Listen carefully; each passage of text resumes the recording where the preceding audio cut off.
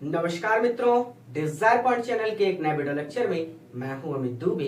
और आज के इस वीडियो लेक्चर में हम इंग्लिश ग्रामर की सीरीज में फ्यूचर परफेक्ट कंटिन्यूअस टेंस का अध्ययन करेंगे। और ये टेंस का अंतिम पड़ाव है, यहां से टेंस समाप्त हो जाता है।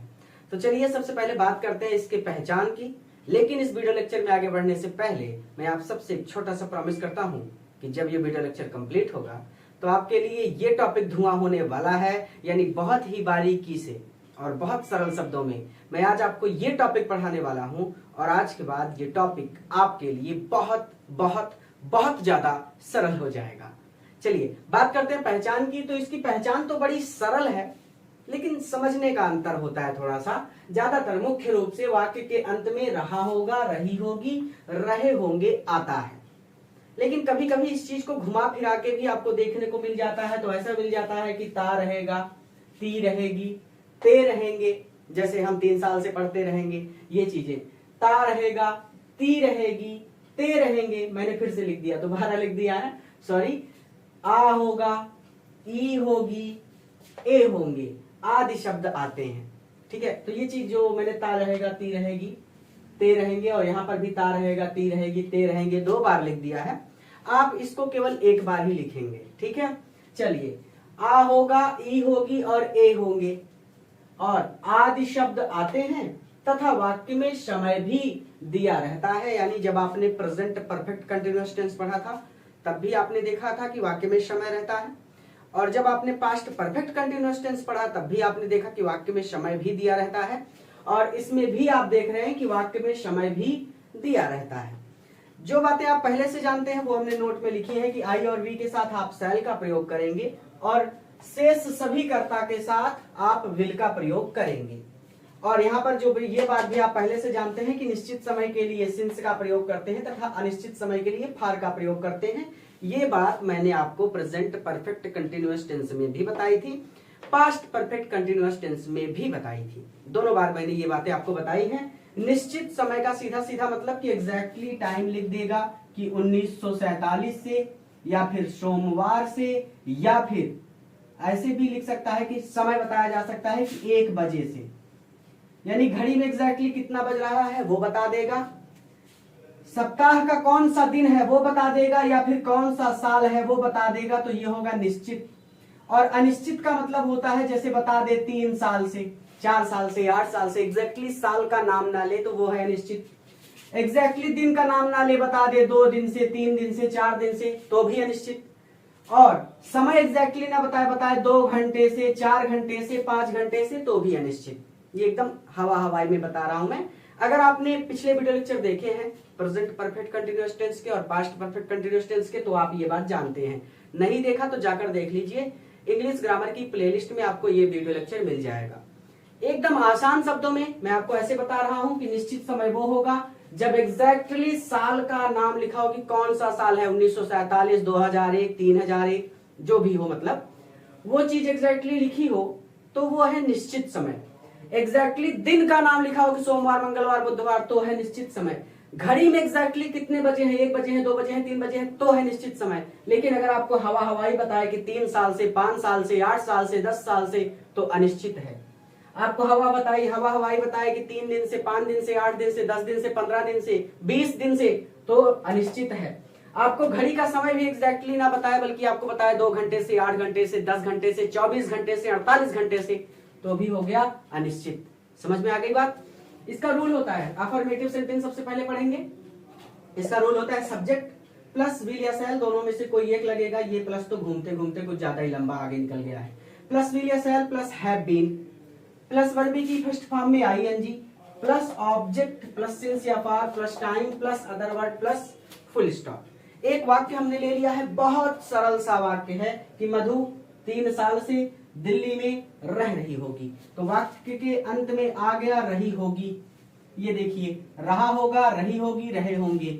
ज्यादातर वाक्य के अंत में यही आते हैं। ठीक है, लेकिन कभी कभी आपको ऐसे भी देखने को मिल जाता है कि ता रहेगा, ती रहेगी, ते रहेंगे, या फिर आ होगा, ई होगी, ए होंगे। यानी आ की मात्रा लगी होगी और अंत में लिखा होगा, ई की मात्रा लगी होगी, एक की मात्रा लगी होगी, इस तरह से आ जाएंगे वाक्य। जो आप प्रैक्टिस करेंगे ना तो ये चीजें आपको मिलेंगी, ठीक है। प्रैक्टिस करने लगेंगे आपको ये चीजें समझ में आने लगेंगी।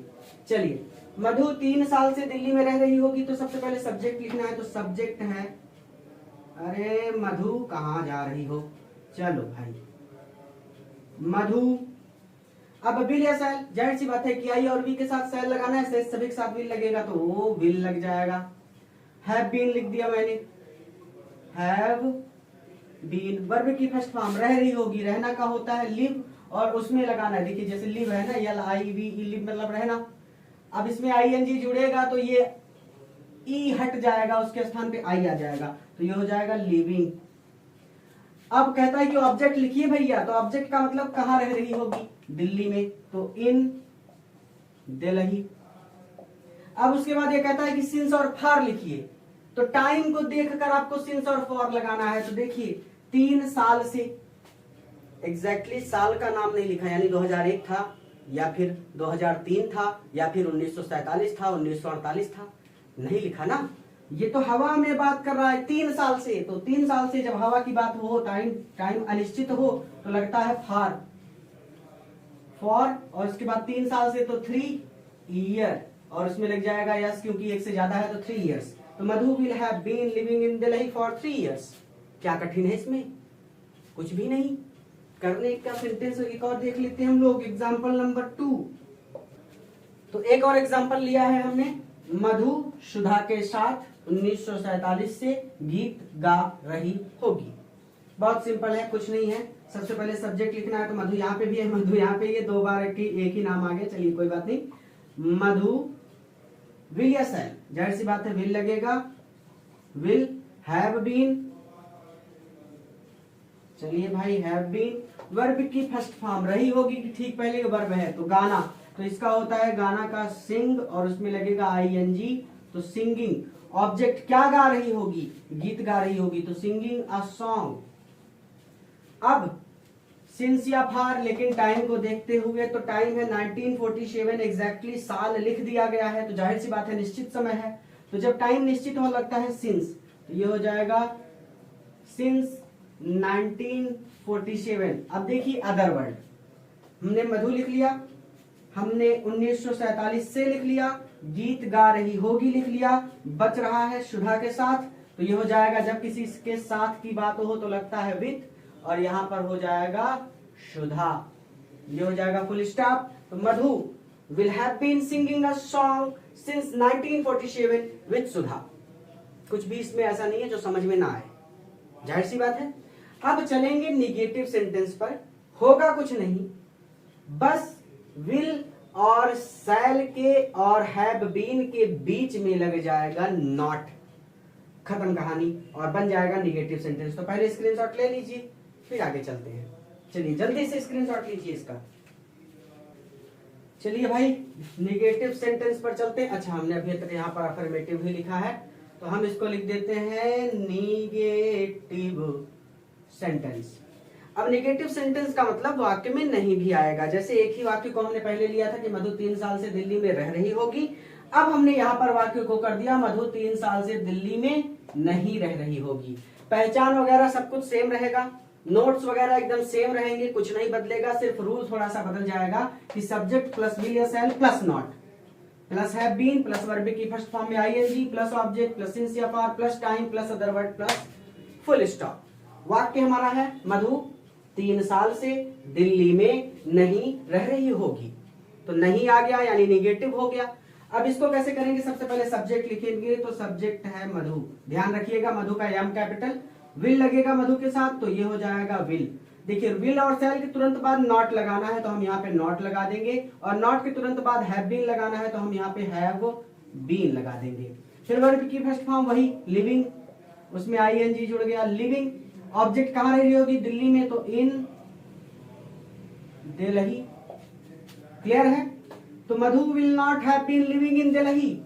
अब सिंस या फॉर टाइम को देखकर, तो 3 साल से, जाहिर सी बात है अनिश्चित समय है, तो फॉर 3 इयर्स, और ये हो जाएगा फुल स्टॉप। ये पहले ही किया था हमने, इसीलिए हमको सिर्फ बाद विल और हैव बीन के बीच में सिर्फ नॉट लगाना पड़ा, हमारा काम हो गया। तो आप ये चीज देखिए कि जब निगेटिव हो जाए वाक्य, तो अगर आपको अफर्मेटिव वाला सेंटेंस याद है ना, तो आपको कुछ नहीं करना, सिर्फ विल और शैल के तुरंत बाद नॉट लगा देना है, बस बाकी चीजें एकदम सेम रहती हैं।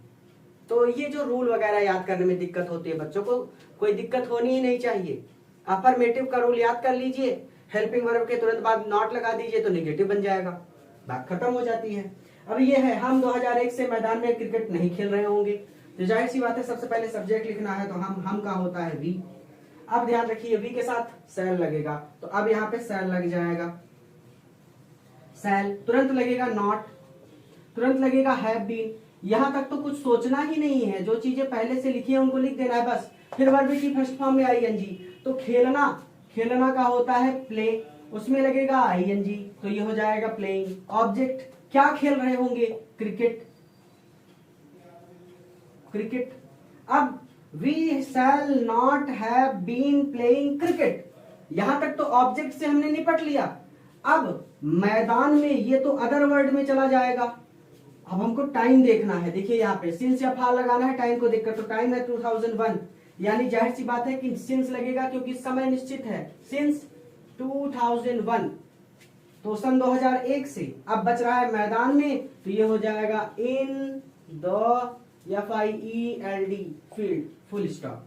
तो we shall not have been playing cricket since 2001 in the field. या फिर आप इसको ऐसे भी कर सकते हैं, नहीं ये ठीक है, इसमें ज्यादा खेलने की जरूरत नहीं है, ये ठीक है। तो ये हो गया निगेटिव सेंटेंस।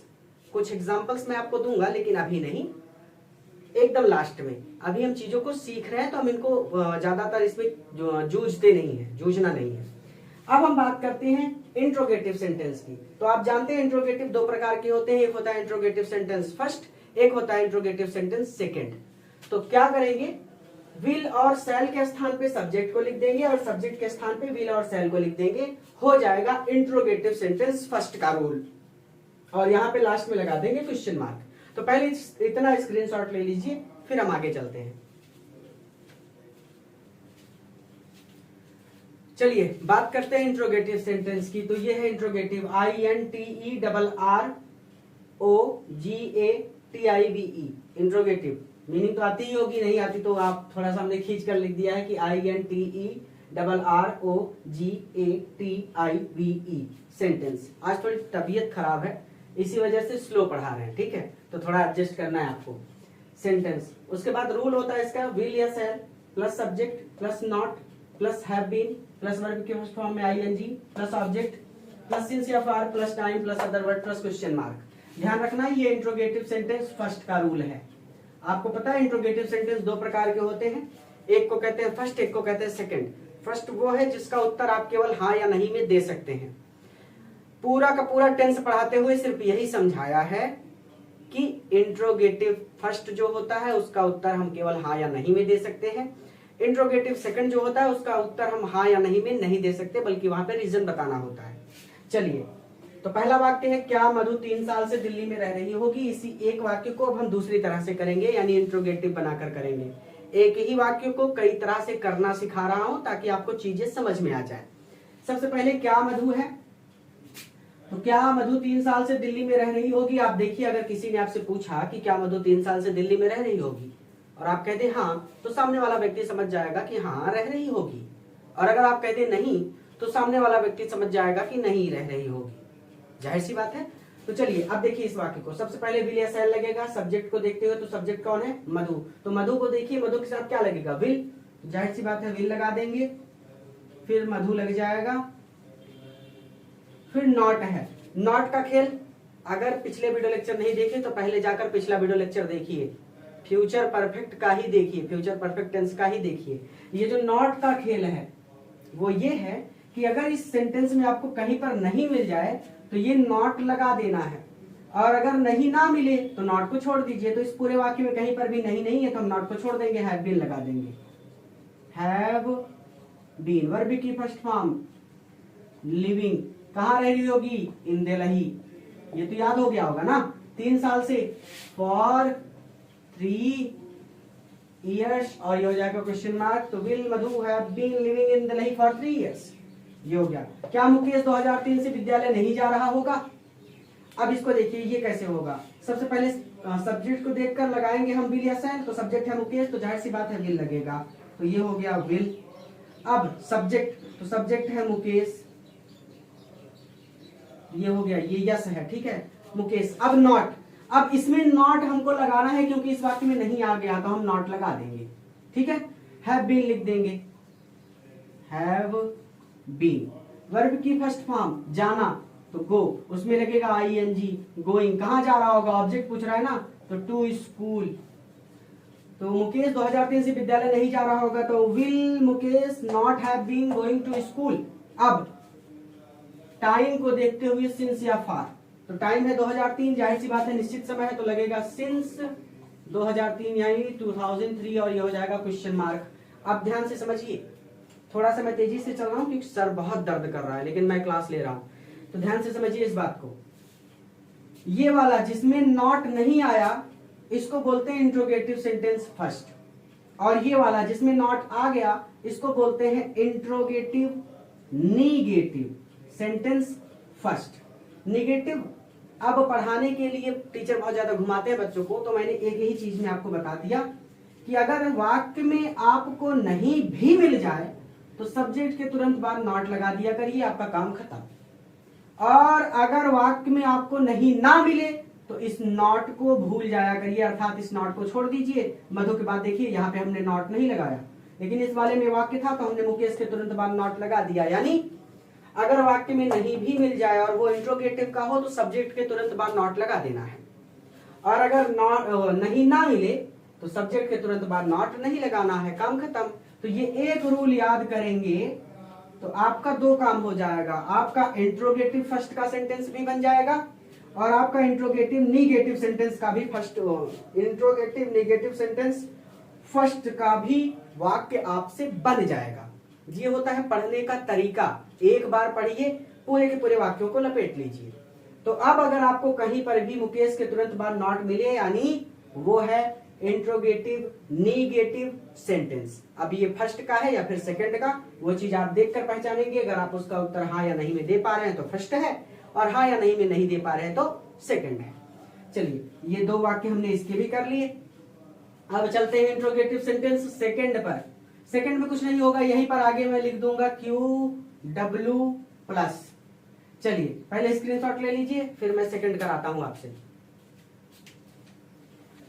देखिए इंट्रोगेटिव सेंटेंस सेकंड, पहचान नोट्स सब कुछ सेम रहेंगे, रूल थोड़ा सा बदल जाएगा। यहाँ पे आ जाएगा QW प्लस विल या shall plus subject plus not plus have been plus verb की फर्स्ट फॉर्म में ING plus object plus since या for plus time plus other word plus question mark. ध्यान देने वाली बात, ये QW क्या है, जो वर्ड WH से शुरू होते हैं वो होते हैं क्वेश्चन वर्ड, जैसे वाई, व्हेन, हु, वेयर, हुम। ये हिंदी में ये प्रश्न क्यों, कहां, किसने, किसको, कैसे, ठीक। चलिए अब यही वाक्य है, मधु 3 साल से दिल्ली में क्यों रह रही होगी। तो सबसे पहले क्वेश्चन वर्ड लिखना है क्यों, तो सबसे पहले वाई लिखेंगे, वाई। अब विल या शैल मधु को देखते हुए, सब्जेक्ट को देखते हुए, तो सब्जेक्ट है मधु तो मधु के साथ लगेगा विल, फिर उसके बाद लगेगा मधु। फिर यहाँ पे नॉट, नॉट की कहानी वही है, यहाँ पर कहीं पर भी नहीं दिख रहा है, मुझे तो नहीं दिख रहा तो मैं नॉट को छोड़ दूंगा, हैव बीन लगा दूंगा। हैव बीन वर्ब की फर्स्ट फॉर्म वही, लिविंग, उसके बाद ऑब्जेक्ट इन दिल्ली। अब आपको चीजें समझ में आने लगी होंगी कि कुछ नहीं होता, कहीं पे नॉट लग जाता है, कहीं पे नॉट नहीं लगता, कहीं पे विल लग जाता है, कहीं पे विल आगे लगेगा, कहीं पे पीछे लगेगा, कहीं पे क्वेश्चन वर्ड पहले लग जाएगा। तो एक ही चीज है, एक ही रूल है, बस उसी रूल के साथ खेल रहे हैं और कुछ नहीं कर रहे। चलिए तो my will Madhu have been living in Delhi, क्यों रही होगी भाई 3 इयर्स, तो फॉर 3 इयर्स, ये वाई स्मॉल रहेगा और ये हो जाएगा क्वेश्चन मार्क। तो बताइए क्या था ऐसा जो नहीं समझ में आता। जिसने अफर्मेटिव का रूल याद कर लिया और इस रूल के साथ खेलना सीख लिया वो निगेटिव का भी रूल बना लेगा, वो इंट्रोगेटिव फर्स्ट का भी रूल बना लेगा, वो इंट्रोगेटिव सेकंड का भी रूल बना लेगा। बस कुछ नहीं करना, रूल के साथ खेलना है। तो why will Madhu have been living in Delhi for 3 years. और ये पिताजी 2001 से अखबार क्यों नहीं पढ़ रहे होंगे, तो सबसे पहले क्वेश्चन वर्ड, तो वाई, यहाँ पे क्यों, क्यों है ना ये वाई, वाई पिताजी, पिताजी को देखकर यानी सब्जेक्ट को देखकर भी एस लगाना है तो विल। उसके बाद पिताजी के लिए फादर, सब्जेक्ट के तुरंत बाद नॉट लगेगा क्योंकि यहाँ पे नहीं है तो ये नॉट। वर्ब की फर्स्ट फॉर्म पढ़ना, पढ़ना का होता है रीड, उसमें लगेगा ing, रीडिंग भी हो गया। ऑब्जेक्ट क्या पढ़ रहे होंगे भाई, अखबार, तो न्यूज पेपर, न्यूज पेपर हो गया। ऑब्जेक्ट हो गया सिंस या फॉर टाइम को देखकर, तो टाइम है 2001, जाहिर सी बात है निश्चित समय है तो सिंस 2001 यानी 2001 और ये हो जाएगा क्वेश्चन मार्क। तो why will father not, not के बाद हैव बीन लगाना भूल गए हम, यहां पे आप लिखेंगे हैव बीन उसके बाद, ठीक है। तो why will father not have been reading newspaper since 2001 और ये हो जाएगा क्वेश्चन मार्क। आज सर बहुत दर्द कर रहा है लेकिन फिर भी क्लास ली है, हो सकता है थोड़ा बहुत ऊपर नीचे हो गई होगी क्लासेस, एडजस्ट कर लीजिएगा। चलिए आपको होमवर्क देते हैं फिर इस चीज को खत्म करते हैं। चलिए अब आपको मैंने 5 होमवर्क दिया है लेकिन पांचों 6 तरीके से बनेंगे। जैसे मैंने मधु वाला 6 तरीके से बनाया था, एक हम 3 साल से गणित पढ़ रहे होंगे, दूसरा हम 3 साल से गणित नहीं पढ़ रहे होंगे, तीसरा क्या हम 3 साल से गणित पढ़ रहे होंगे, चौथा क्या हम 3 साल से गणित नहीं पढ़ रहे होंगे, पांचवा हम 3 साल से गणित क्यों पढ़ रहे होंगे और छठा हम 3 साल से गणित क्यों नहीं पढ़ रहे होंगे। ये 6 तरीके हो गए। इसी तरह से ये भी मधु 3 साल से गीत गा रही होगी, इसको भी आप 6 तरह से बनाएंगे। चपरासी 1948 से विद्यालय में घंटी बजा रहा होगा, ये भी 6 तरीके से बनेगा। माताजी 2011 से बस से मंदिर जा रही होंगी, 6 तरीके से बनेगा। सुमन और रमन सोमवार से मधु के साथ दिल्ली जा रहे होंगे, 6 तरीके से बनेगा। तो 6 बचे 30 तरह के वाक्य आपको बनाने हैं। ये आपका होमवर्क है और इंटरनेट से भी या फिर किसी दूसरी बुक से भी वाक्यों को ढूंढकर हल करने की कोशिश कीजिए। अब पैसिव वॉइस की क्लासेस स्टार्ट हो गई हैं और हमने हमारा ऐप भी लॉन्च कर दिया है, तो प्ले स्टोर पर जाकर डिजायर पॉइंट ऐप इंस्टॉल कर लीजिए ताकि वहां से आप पीडीएफ वगैरह नोट्स वगैरह फ्री में डाउनलोड कर सके। वहां पे सारी चीजें आपको फ्री में मिल जाएंगी। ये सारे वाक्य आपको हल करने हैं। आज टेंस पूरी तरह से कंप्लीट हो गया। पैसिव वॉइस की क्लासेस में किसी नए वीडियो लेक्चर में किसी नए टॉपिक के साथ मैं आपसे फिर से मिलता हूं। इस वीडियो को अपने मित्रों के साथ भी शेयर करें ताकि वो भी इससे लाभ ले सके और अगर चैनल पर नए हैं तो चैनल को जरूर सब्सक्राइब करें। धन्यवाद।